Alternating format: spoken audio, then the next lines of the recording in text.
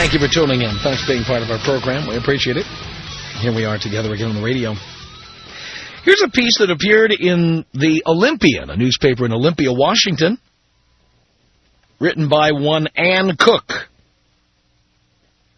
who was a financial consultant with the Smith Barney office in Olympia. Goes like this.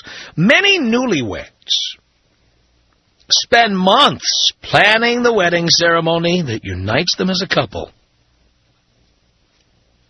But, the story says, once the I-do's have been said, many couples spend little time or energy planning the financial aspects of their new life together.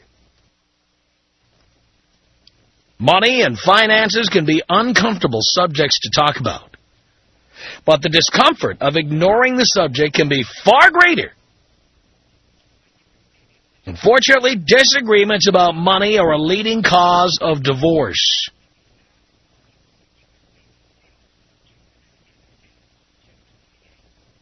A solid financial plan is built on a strategy that both spouses can agree on. That's why marriage should trigger an open discussion about each individual's financial history, habits, resources, obligations, and goals.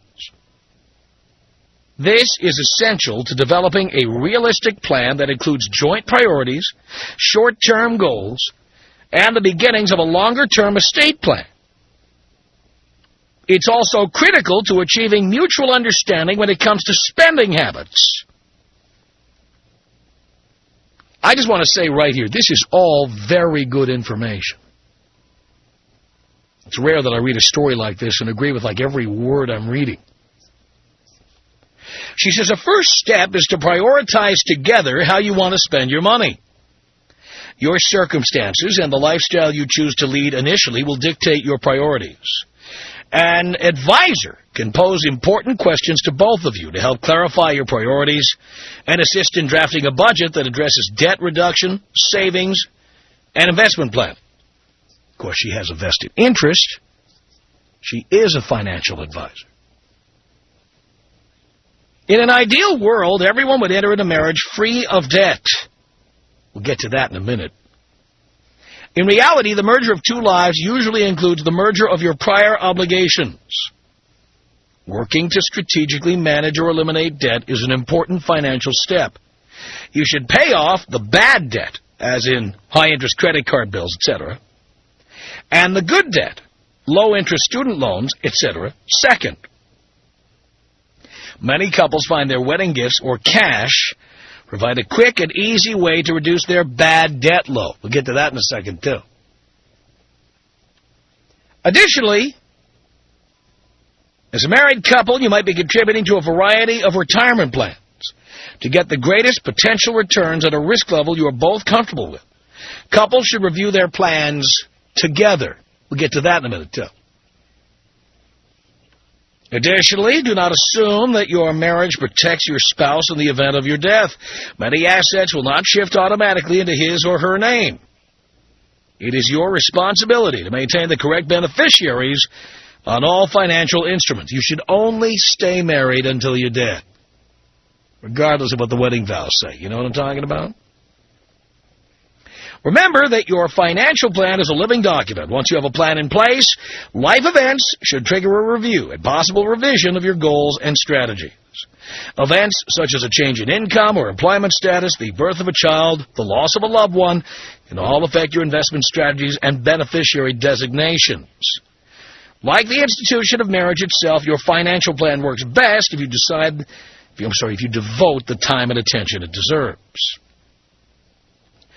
All right, let's go back in this piece with some of the issues I have here. First couple of paragraphs, yes. I agree. But then we get to the part that says, in an ideal world, everyone would enter into marriage free of debt. You know what? Don't let love get in the way of being sensible. Do not marry anybody who has debts. Do not.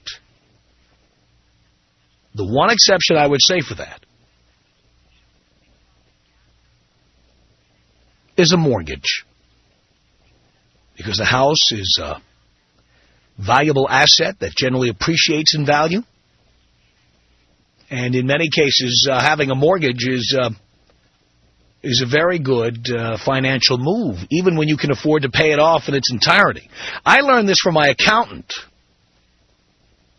who sat down and explained it to me. And by the way, as much as I like to spend time with money and investments and that kind of thing, I have people I depend upon to give me information to fill in the gaps of things I don't know. As much as you may think I know about this, I have people I depend upon. And here's what my accountant said to me. He pointed out that with the low interest rates we've had the last few years and the fact that I've refinanced my mortgage 5 times, he pointed out that it wouldn't make sense to pay off my mortgage even though I can. Because in my tax bracket, just to make this simple for you, I have a mortgage I pay 5 1/8. That's my rate, 5 1/8 on a 15-year fixed. And he said, you're in the 50% tax bracket. Let's say, let's call it 2 3/4 that you pay after taxes. After you get the deduction for your mortgage interest, it's 2 3/4. He said, can you do a better return than 2 3/4? My response to that is, of course. Let's start with a 1-year CD. I can get a 1-year CD for 4.3%. The cost of my mortgage is 2 3/4%. Paying off the mortgage would not be as good a deal as actually carrying the mortgage and investing the money elsewhere. By the way, my money's not in the CD. It's in the stock market where it's making a lot more than that. So that's really the one debt that I would say would be the exception to the rule. Also, it's a debt where the debt is secured by real property. This is not just money you borrowed to get a good deal in a pair of shoes at some point. This is money you borrowed to buy a living, breathing, physical asset that in most cases is worth more today than you paid for it when you bought it. But if anybody has debts other than a mortgage, you don't marry them. Student loan debts, not your problem. Credit card debts, are you kidding? Guys, think about that. That girl you've got, I've told you this before, that girl you've got with the credit card debts, what'd she spend that money on? Clothes, shoes, handbags, trips with the girls to Cabo to have sex with other men. You're going to pay that off? Are you insane?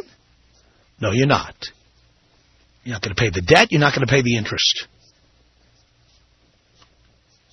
And by the way, those of you who aren't too anxious to get married, it's the perfect excuse to not get married. You tell her, honey, I want us to start with a clean slate. I want us to start right at 0. That way we won't fight about money. That way our credit will be good. We start fresh. So you pay off your bills, I'll pay off my bills. Once we do that, then we'll plan on getting married. But not before. Let her pay off her Visa card, her MasterCard. Let her pay those off. Her American Express bill. Her Macy's card, whatever. Let her pay that off. You don't pay that off. By the way, ladies, that goes for you too. Why would you pay his debts? It's stupid. Stupid. Not your problem.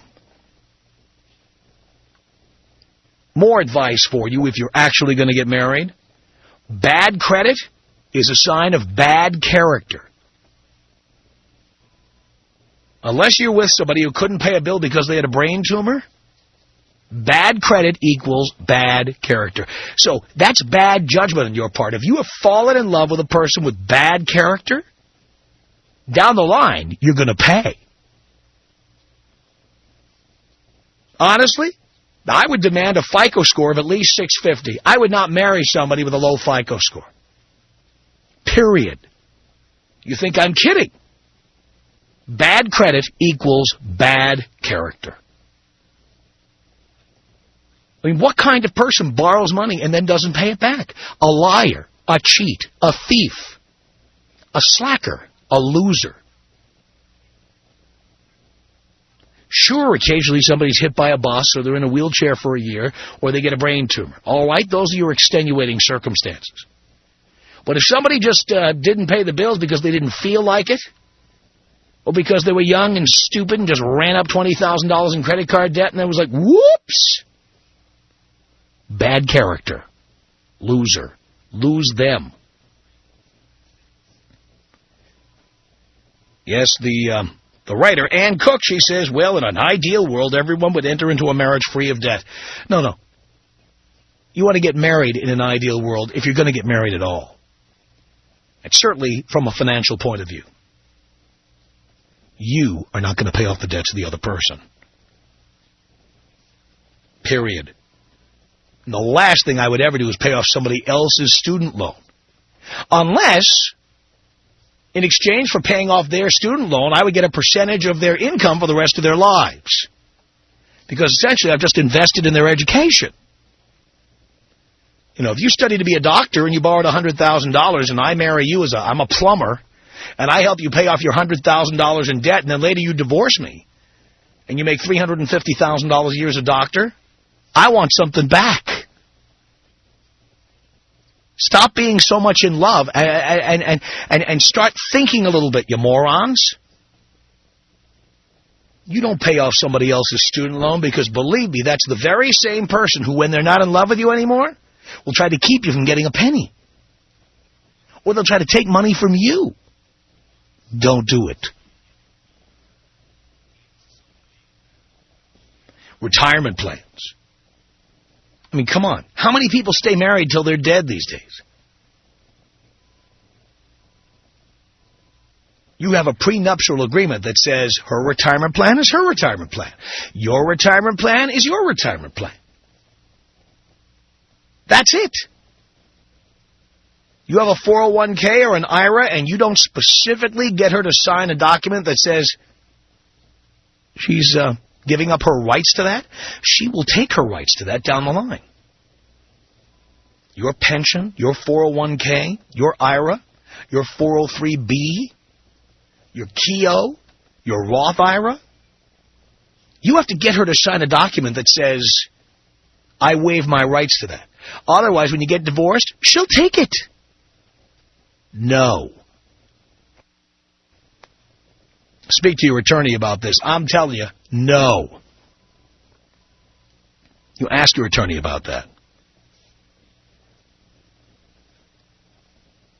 So do you understand my basics? Forget what the financial planner says. Don't marry anybody with debts, except for a mortgage. Don't pay off anybody's debts. Bad credit equals bad character. Somebody who doesn't pay back their bills, somebody who doesn't pay back the credit card companies, pay back their car loans, somebody who doesn't make their mortgage payments on time, that's the person later on you're going to be calling talk shows. You're going to be going on Oprah. Oprah, he's such a deadbeat. I can't figure out. The father of my children is a deadbeat. It's easy to tell who a deadbeat is. I'm giving you the ways to figure it out. Anybody who says, you know, I borrowed $100,000, I filed bankruptcy, big deal. Low character. Low credit score, low character. Don't marry people with bad credit. Don't marry people with big debts. Don't pay off anybody's debts. Don't get married without a prenup. Sensible, rational advice, don't you think? Tom Leykis. 1-800-5800-TOM. Tom Leykis. 1-800-5800-866. Where do women spend most of their time? In my wallet.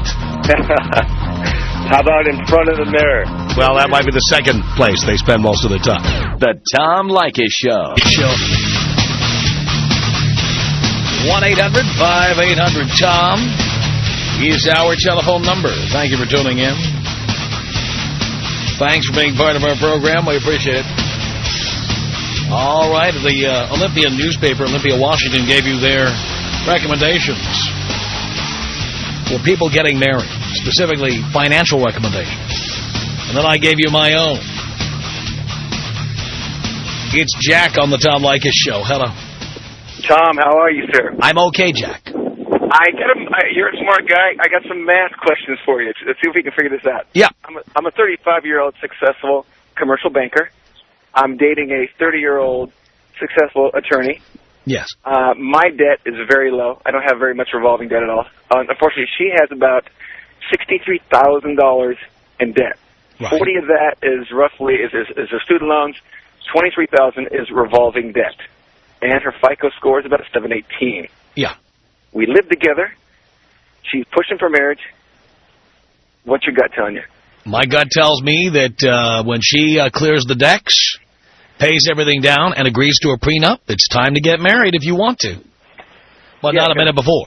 Yeah, because right now we keep our money separate, and she's hot as hell, smart, and but she's just got a ton of debt, and I'm not sure if I'm willing to hang out for that deal. By the way, it's entirely possible to have a lot of debt and have a high FICO score, because all you have to do is pay the minimum payments on everything. Right. Reliably and dependably.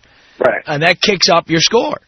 Yeah, I mean, I'm about a 713, 714 middle score, so, but I have a home, but my revolving debt's like $3,000, you know. Mm-hmm. I'm a great candidate, but unfortunately, I think her spending habits are just, I love Macy's, I love Nordstrom's, I love all that stuff. Well, I hope she loves having a prenup and paying her own bills. Yeah, because she's pulling down about $1.75 a year. Well, then she should be able to pay off $63,000 in debt. You would think, Tom, but oh, no. She can do it. She doesn't want to do it. The shoe selection is enormous. Mm-hmm.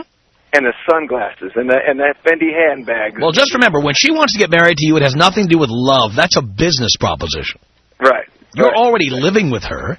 She's already in love with you. Getting married doesn't change anything, except that she can tap into your cashola to feed her addiction. Exactly. And so what, if I'm hearing you correctly, you're saying prenup. Prenup plus zero debt. Good Lord. For her to pay that debt off, well, her rate would be another 5 years. Well, then she's going to have to step it up if she wants to get married. By the same token, that gives you 5 years of freedom. That is true. That is true. Because I'm at the point right now where I can go either way. You know, because I'm a successful guy. My stock is going up. It's not going down. Right. And by the way, her stock's up now. But what happens later when she wants to have kids? How much legal work will she be doing then? Exactly. You will be paying. Yes. I'm getting the gist of that right now. Yes. Keep in mind also, she's an attorney, works for a law firm. Yes. Believe me, she'll screw you. Oh, believe me, we had a couple of domestic squabbles, and when it came to, me living there, her living with me, blah, blah, blah, she went straight, but she knew exactly what to do as far as if I were to live there or be kicked out, and she went straight for the jugular. She knew exactly what to do. And that's what she would do. Yeah, and that was a big reality check. She was like on the horn, and your rights are this, your rights are that, and I didn't know. I'm not an attorney, so she's telling me, yeah, I can take you to school, and you'll be hurting when I'm done with you. So she's already let you know that. Why would you want to marry somebody like that in the first place? I'm not sure if I want to marry. That's my point. That's why I figure we'll do some good math on the air and see if we can't figure it out. By the way, are you living at her place or she at yours? No. When we moved in together, I made her get rid of her place. I got rid of my place. We moved jointly. So but you don't own a place together, do you? No, I own a couple of rental properties, but we rent in the beach cities, yeah. All right, so you're renting from somebody else. Good. Yeah. Good, because you don't want her living in your house, and then when things don't work out, you have to figure out a way to kick her out. Yeah, I don't want to go through all that stuff. No. I'm not a lawyer, and I don't play one on TV, so I just would not do that. Now, you've got all the excuses in the world not to get married. Okay. And you just have to say, it's just my rule of thumb. I'm not going to marry somebody with debts. And I do want to start, when I get married, I want to start clean. I want to be able to save for a down payment on a house. If we're going to have children, I want to have money put away. I do not believe in renting money by paying interest on debts. I just don't. And so, therefore, I won't. Yeah, exactly. I'm in the commercial banking business. I know. I know the cost of funds. So Well, that's what you know. What pays your bills is people renting money. Oh yeah, exactly. That's all they're doing. Yeah. And that's what pays your salary. Yeah. So why would you want to pay rent to somebody else?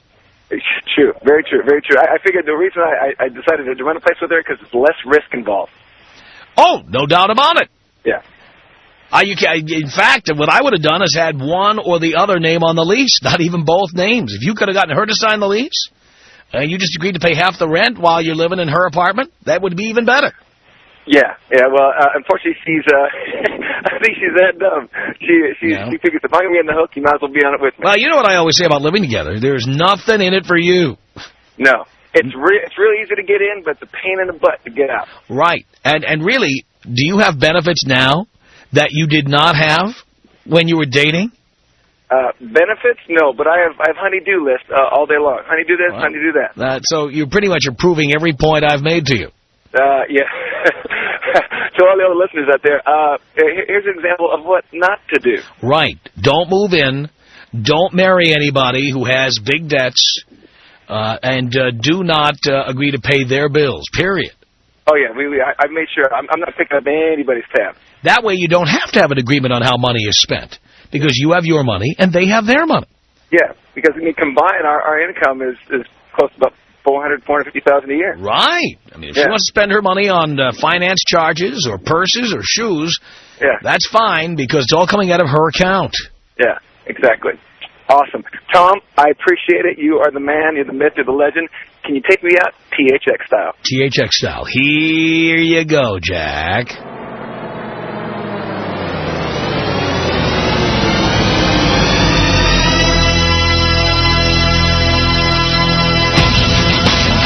Tom Leykis. 1-800-5800-TOM. We want what you have. Boom. But you want what we have. Money, power. So our job is to withhold that from you. Are you trying to turn the men into gold diggers then? Is that what you mean? No, not quite. We're poon diggers. The Tom Leykis Show.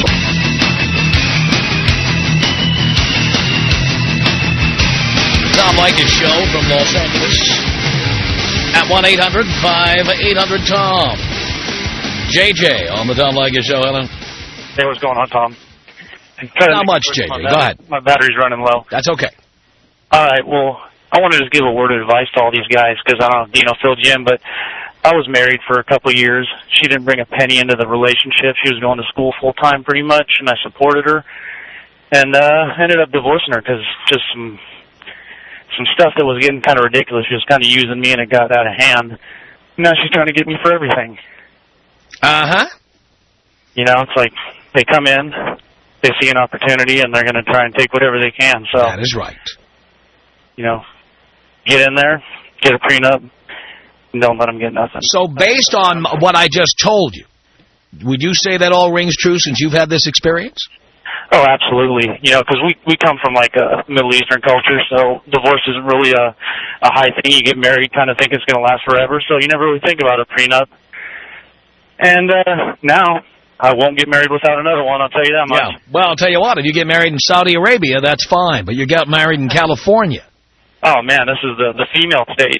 Washington's the female state. As far as benefiting the female. Yeah, I mean, California is also beneficial to females, but Washington is even worse. Really? No, I can't imagine it.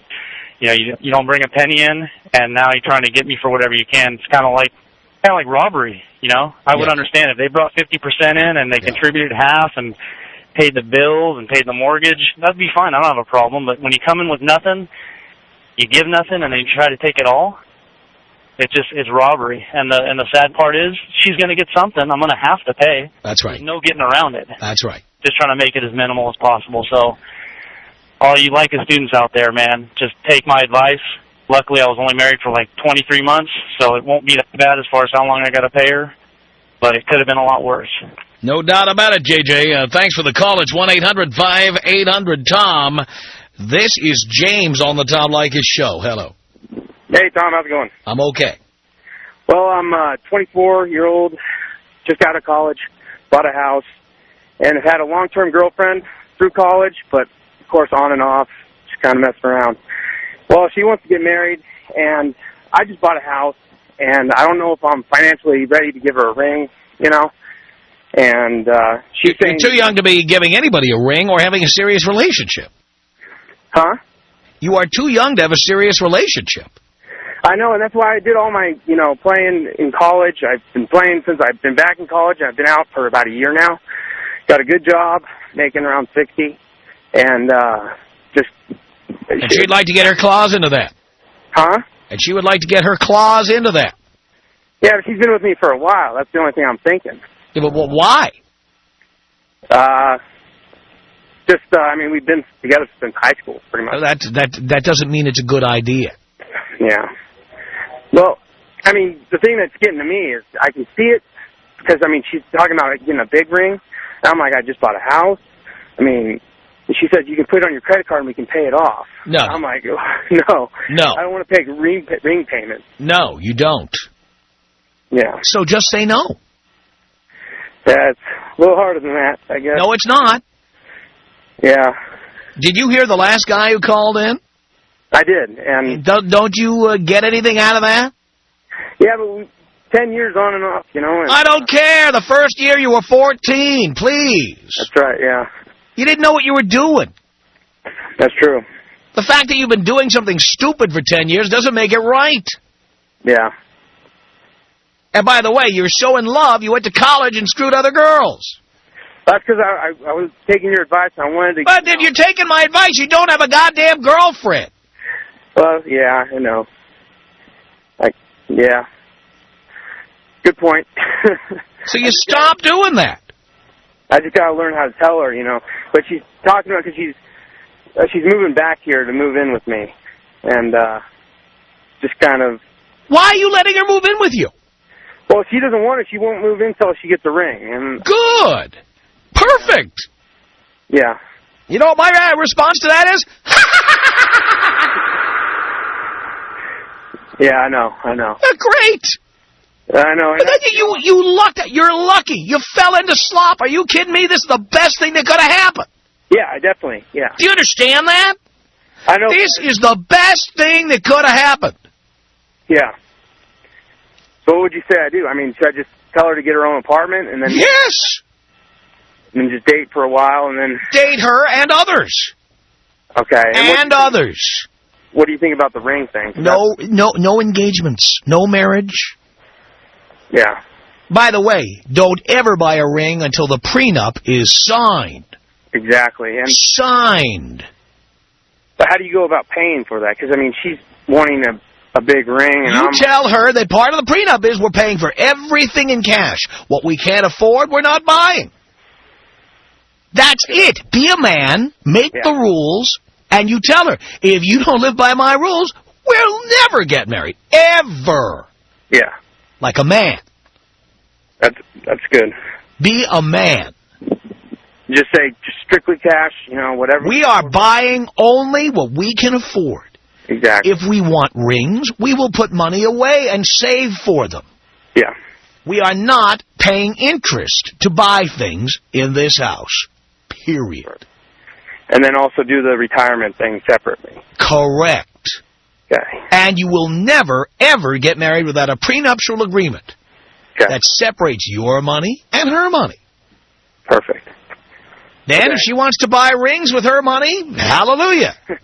My guess, she doesn't have two nickels to rub together. Yeah, you're pretty much right there. Yeah. Yeah. So here you are, you're buying a house, you're being responsible, you clearly have good credit. And she, who has nothing to contribute, wants to grab on. Yeah.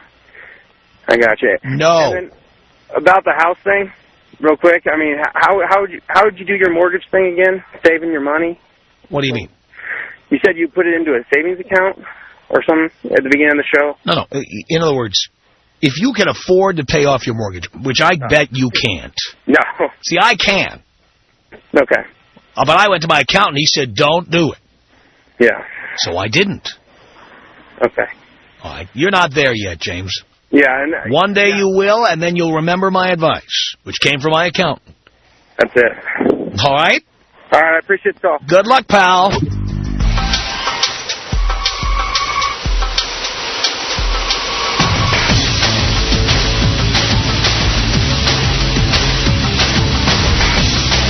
The Tom Leykis Show at 1-800-5800-TOM.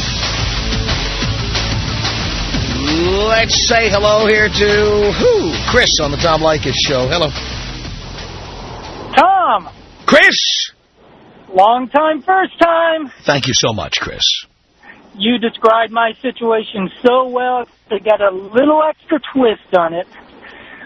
In addition to having credit cards that are run up about $30,000 on her part, she also hasn't paid income taxes over the past 7 or 8 years. Again, the bad character. That's what that indicates. Bad character. Now, she is trying to get that taken care of. But it should have been taken care of in 2002, 2001, 2000, 1999, 1998. It's bad character. That's like if somebody stole a plasma screen from Best Buy. And then they said, well, I'm trying to pay that back. Well, it's bad character. The excuse she gave me was that she started doing her own business on the side there, and she didn't know she had to pay tax. Baloney. So she's either stupid or dishonest. Which is it? I really don't even know. Neither one of those fit her, and that's the problem there. But I've been very clear. I don't want the IRS even though I exist right now. Right. I want all of that stuff taken care of and all that stuff done. I mean, when I saw the credit cards, they were still sitting at 20% interest or more. And you're not paying a penny of that. Absolutely not. Now, are you living with her? She's living with me. See, I have my own house. I've got a 401k, a 403b. I've got a 6-figure income. I have my doctorate. I've got everything. Right, so while you were busy being industrious, studying, saving, investing, planning for the future, she was busy on a spending spree, knowing that somebody would come along and rescue her. You should see how many shoes she's got in her closet with price tags on them of $400 to $600. And they still have the price tags on them. Oh, yes, they do. So, in other words, they have never been worn. They've just been purchased. Oh, I don't even know because I haven't... Well, or she's wearing them with price tags on. Well, at least the boxes still have the stickers on the outside. Let's put it that way. Right. So have you told her that you're not going to get married until this stuff is resolved? Yeah, she knows that. What'd she say when you told her that? Well, of course, she wanted to get married by now. And I said, no. I said, okay, let's set a date.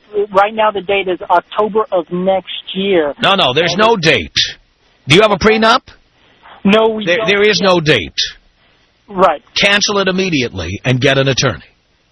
Well, I'm going to make sure, just like you said, prenup. I mean, I've got to protect myself, and I've got a son from a previous marriage, and if nothing else, I've got to protect him.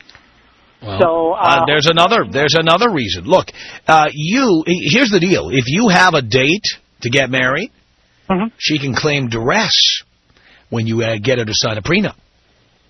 Okay, that's something I didn't take into consideration. Right. So you're going to cancel any arrangements.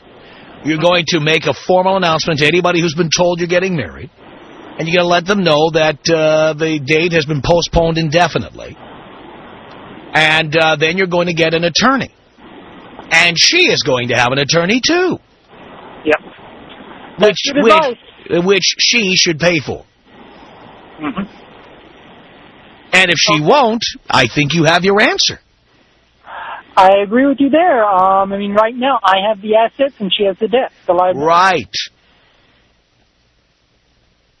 And I took a lot of steps through my life to make sure I was in this position. I mean, I've got a great FICO score, no blemishes whatsoever on it. It's right at 800, which is hard to come by now. She's counting on that. Oh, another thing is she wants to buy a house now. Us together. Basically, you sell my house and roll it into another. And I'm adamant, no, that's not going to happen right now. No, it's never going to happen. In fact, when you get married, you are going to own the house, and she's going to sign a quitclaim deed, and it's going to be in the prenup. Well, yeah, because that's another thing, because it's all of my equity being rolled into the new house. That's my point, pal. Don't ever forget that. Please don't forget the advice I'm giving you. It's very important. The Tom Leykis Show.